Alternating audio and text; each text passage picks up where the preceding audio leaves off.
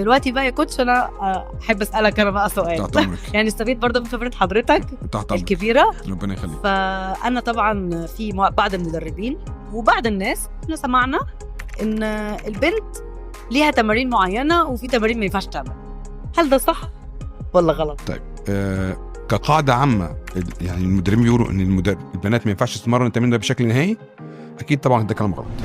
لو في حد عنده مشكله صحيه من تمرين معين فهو بيستثنى التمرين ده حاجه استثنائيه، انما القاعده العامه ما فيش حاجه اسمها بنت ما تتمرنش تمرين معين. تمام. والسؤال حلو ده قوي الكلام ده. طبعا. وعلى فكره الاجابه بتاعت السؤال ده مرتبطه باجابه السؤال بتاعك اللي هو ان البنات مستحيل تبني كتله عضليه. بالزبط. المدربين اللي بيقولوا ان البنت ما تتمرنش التمرين ده عشان ما تبنيش كتله عضليه في المكان ده او المكان ده او المكان ده، هو الرد بسيط جدا، هي مستحيل توصل للكتله العضليه الشاذه اللي يكون منفره ابدا وهي بتتمرن طبيعي. بالزبط. فالبنت ما